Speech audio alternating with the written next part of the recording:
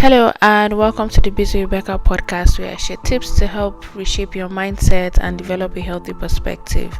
A healthy perspective is key, especially when dealing with challenges and staying motivated to keep doing your best. I may not have all the answers, but I encourage you to sit back, enjoy the episode, and pick a lesson or two as I dive in. So let me start by saying that today's episode, or this particular episode, has been a weird one to record.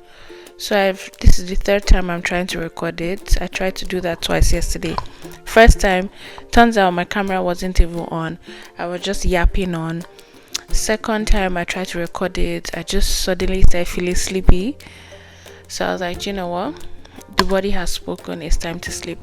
But here we are again today, and this is our third attempt. Hopefully I don't have to re-record.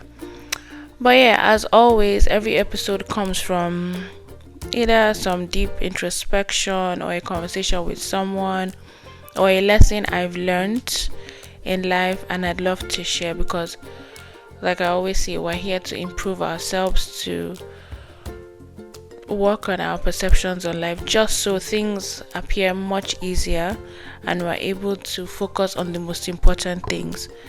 So in line with that, I wanted to talk about balance. I know I've spoken about balance in the context of love and hate, but today's concept of balance is in striving to be your best, doing the most you can do to be the best version of yourself and fulfilling purpose, and doing that within the bandwidth of what is acceptable for your person. So, because I find that we're often encouraged to, go for gold, do what you need to do, be free, live your life, put yourself first, be selfish with your decisions, because you have to give account of how you spent your life, what you did with your life. It's all about you. I get that, and I'm all for that. But at the same time, there's always context. So there are things that societally and psychologically, based on your status in life, based on your environment, based on so many things, you must act appropriately. So I won't say you must, but you're expected to act a certain way. So as a parent, there are certain things you're expected to do, and there are certain things that you shouldn't be seen doing, or ideally people don't want to see you in that light. As a teenager, there are certain things people expect you to be doing. As a young adult, the list goes on and on. And then there are times it's confusing because you're like, okay, everyone is saying, oh, you should be yourself, be your own person, be unique, do your best, live life. You don't want to end life with regrets. But on the flip side, everyone is like, well, this is the box that we're putting you in, and you can't go beyond this mark. You can't do this, or it's not right for someone like you to do that. And so that's what I wanted to talk about, because I have found some tips to share on how you can be the most you can be, do the most, be as free as you want, but stay cognizant of certain things, or have certain things at the back of your mind whilst you do that. So I took some notes and I'll be sharing that. So I have about 6 to 7 tips to share. Quickly, I'll go right into it. The first one is define what happiness is for you. So to be the best version of yourself, to fulfill life, I think happiness should be at the core of that aspiration. What makes you happy? Where would you be, or where would you like to be, that would confirm that you are in a place of happiness, you are joyful, you are joyous, you feel fulfilled? What is happiness to you? What is fulfillment to you? What is purpose for you? Answer those critical questions. If you have a notepad, it could be on your phone. One day, just sit down in silence, you, yourself, and you, and just write down, how would I know I'm happy?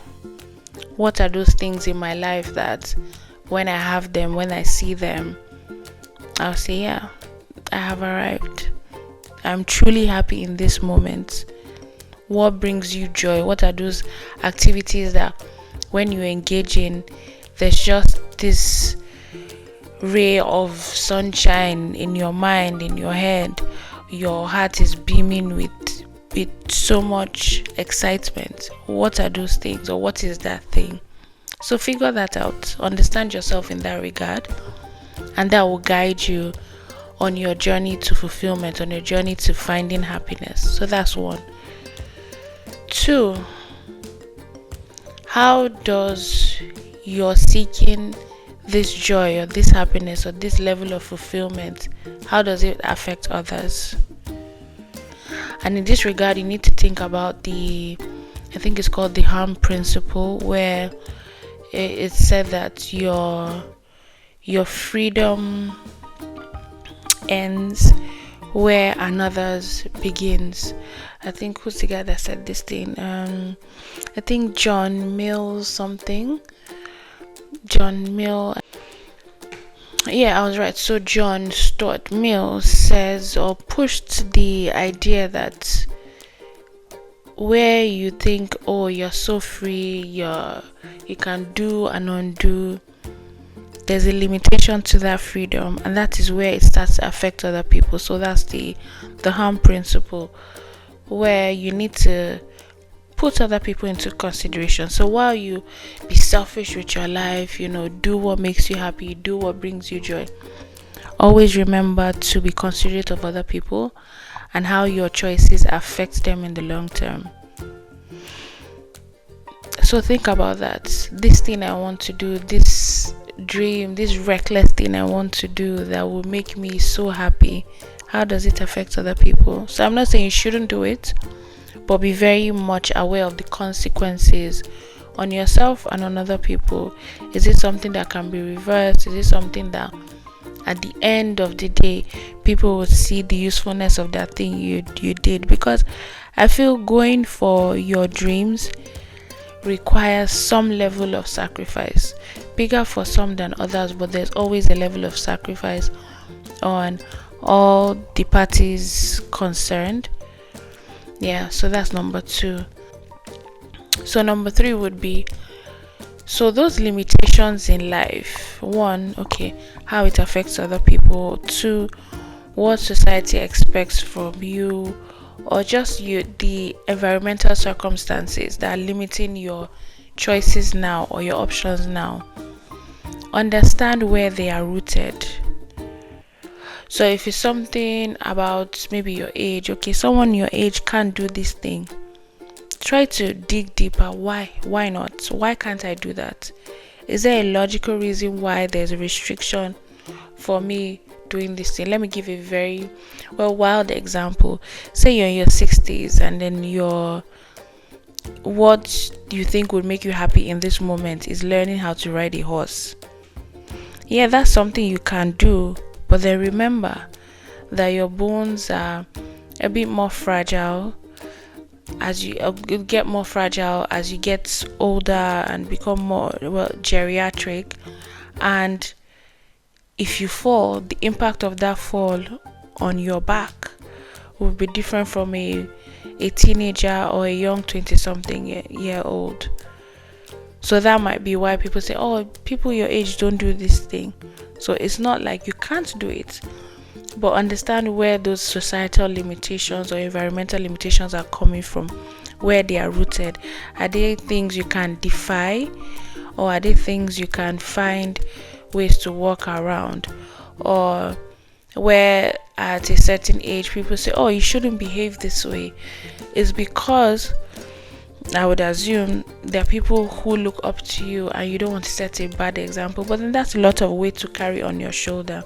So question the societal norms, question the environmental limitations and why they are there, so that when you make a decision to push forward to do the thing that brings you joy, or that brings you fulfillment, or that whatever floats your boat, you understand why, and you have fully understood the ramifications of your decision and your choices.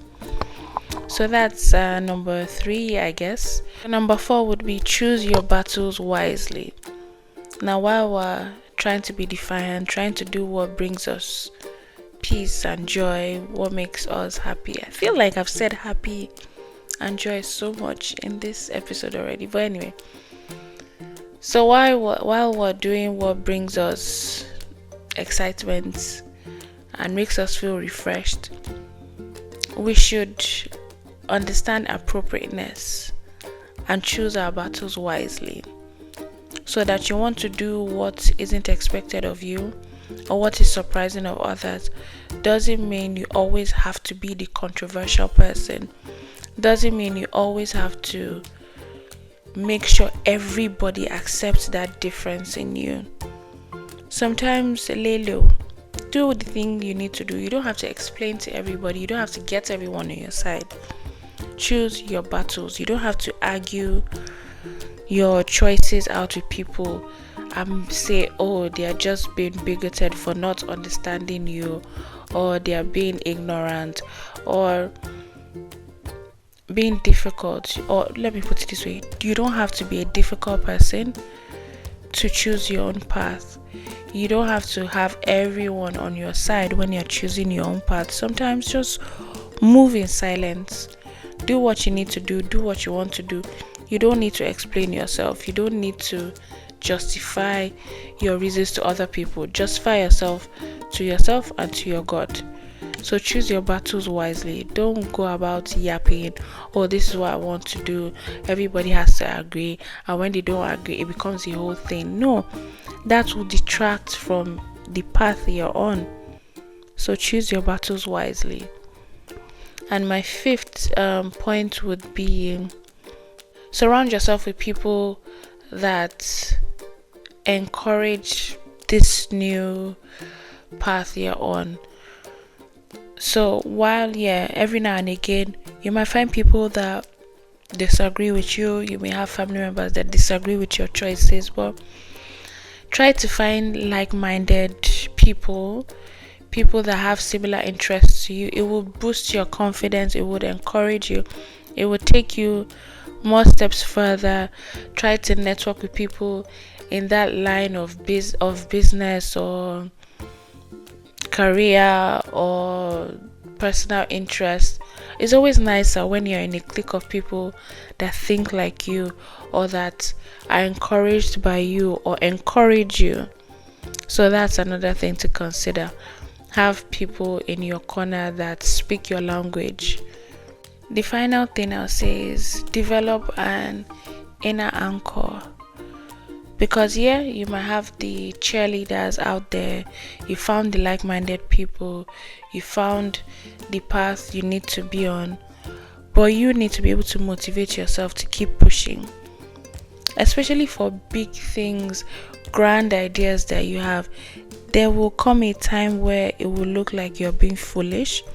There will come a time where you might look like a mad person. Until that vision is born, people do not give you accolades or congratulate you for your efforts. They congratulate you for the results. So you on your own, you need to be able to encourage yourself in the difficult times. You need to self-motivate yourself. You need to be your own affirming voice internally. Remind yourself continuously, I'm doing this for this. I'm doing this because on my deathbed, I do not want to have regrets. On my on my deathbed, I want to be able to say, I lived, I loved, I conquered, or whatever it is that you want to say. So you have to have that inner voice that encourages you, because it will not always be easy. It will not always be smooth.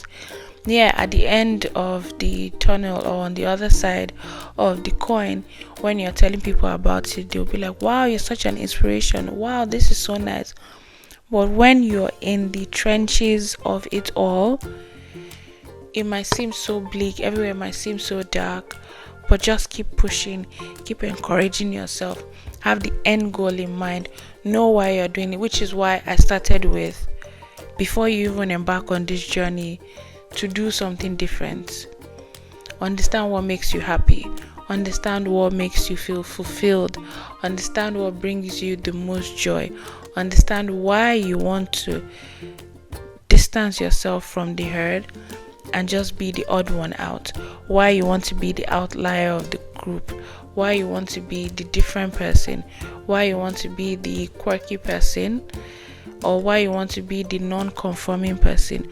Understand why and keep motivating yourself. So with these few points of mine, I hope I've been able to convince you and not confuse you.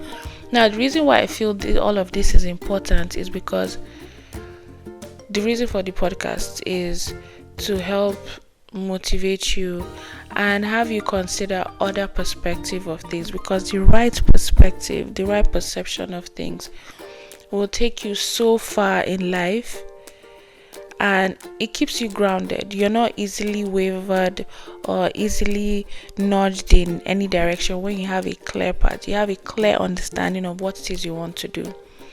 And then there's this Looking Glass Self Theory by, what's this guy's name? Something Cooley. Charles Horton Cooley, yeah, I think that's his name. So he was an American sociologist who said, I am not who I think I am. I am not who you think I am. I am who I think you think I am. So it all comes down to perception. So if you morph your mind in the right way, you will have the right perception. And at the end of the day, how people perceive you really doesn't matter. What matters most is how you perceive that they perceive you. Basically, that's what the theory is based on. Is that what people think, you don't even really know what people think. You just know what you think they think you think they think you are. I hope that makes sense.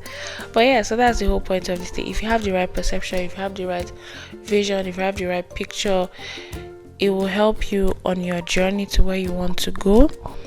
And yeah, so if you enjoyed this episode, which I hope you did, please share it with someone.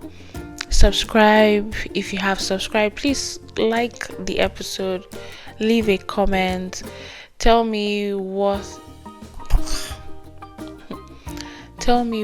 you think is another good way to stay on the path of being a different person, of going for what you think is most important. I'd love to hear from you. And to those who give feedback, thank you so much. I appreciate. We're here for improvement and for growth, and every little contribution helps. So thank you, and God bless you. Have a blessed week ahead. Crazy for me to just run into the street when it's raining and be like, oh yeah, I want the rain to follow me, because that's a bit childish. I know the consequences of that. Is it a cool thing? Possibly, but is it a thing I want to do? Absolutely not. I don't find the interest. Oh gosh, I'm done.